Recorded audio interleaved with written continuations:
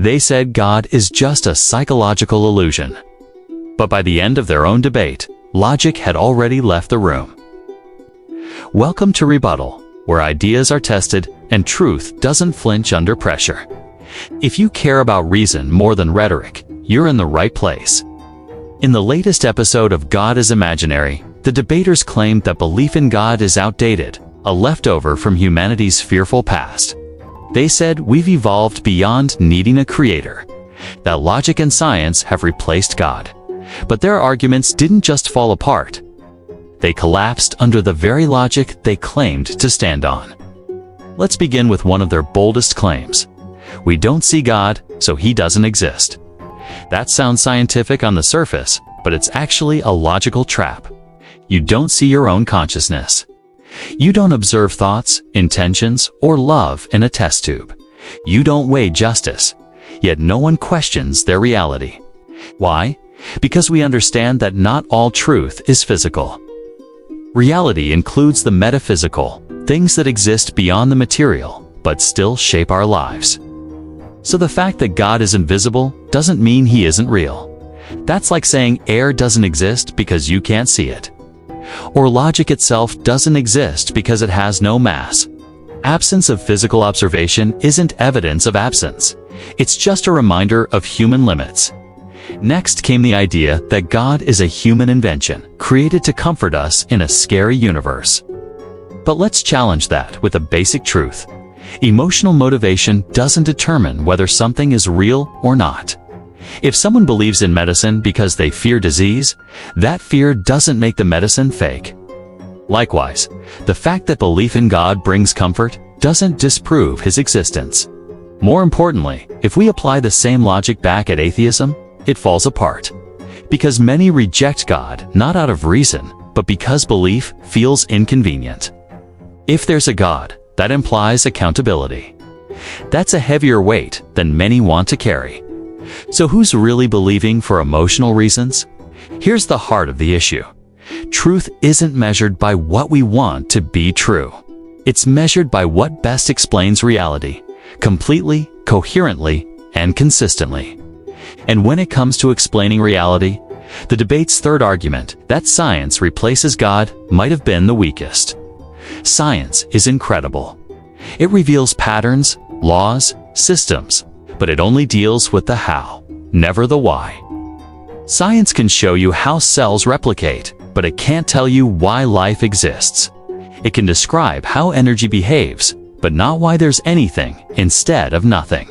It can explain gravity, but not why the laws of the universe exist in the first place, let alone why they're so precise, so elegant, so finely tuned for life.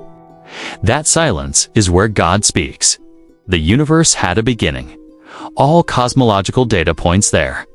Anything with a beginning needs a cause.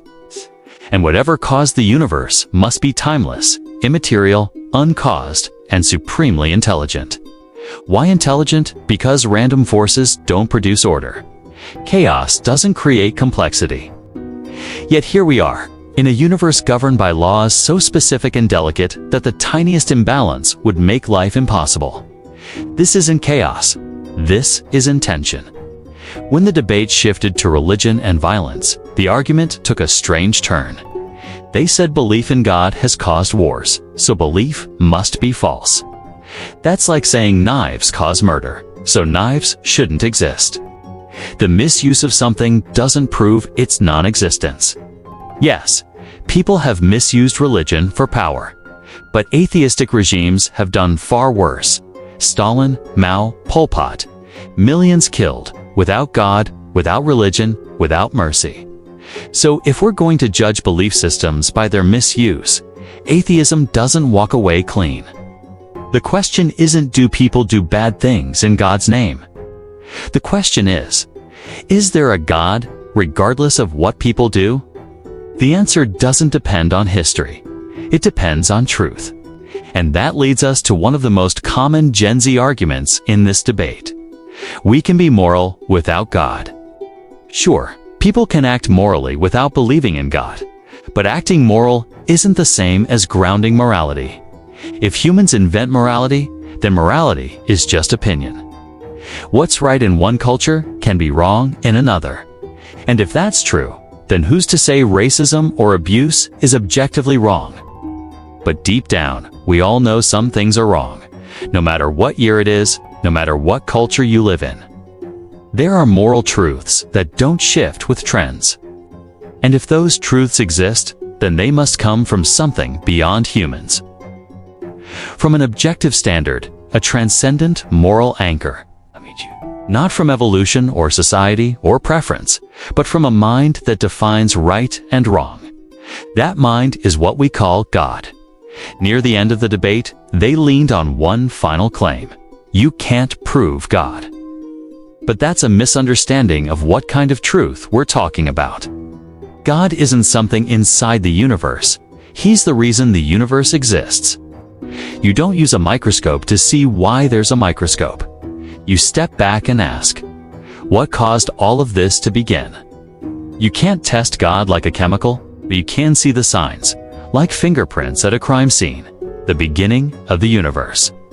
The precision of natural laws, the emergence of consciousness, the existence of objective morality, the universal longing for purpose. None of these make sense if God is imaginary. But all of them make perfect sense if God is real. So is God imaginary? Or is that just a convenient label, one that avoids the responsibility of facing truth? Because in that debate, the logic used to deny God didn't just fail, it exposed its own flaws. The speakers thought they were defending reason, but reason turned against them. They built their argument on shallow slogans and forgot to check the foundation. By the end, it wasn't belief in God that looked like a fantasy. It was the idea that we can explain everything without Him. So if you're a thinker, if you're someone who doesn't settle for slogans, then ask yourself honestly, what truly explains existence? Is it chaos or design? Blind matter or intelligent will? Random laws or a necessary eternal being? You know the answer, even if you've been taught to ignore it. Thanks for watching. This is Rebuttal, where logic is welcome, but delusion isn't. If you're ready for real answers, we'll be right here.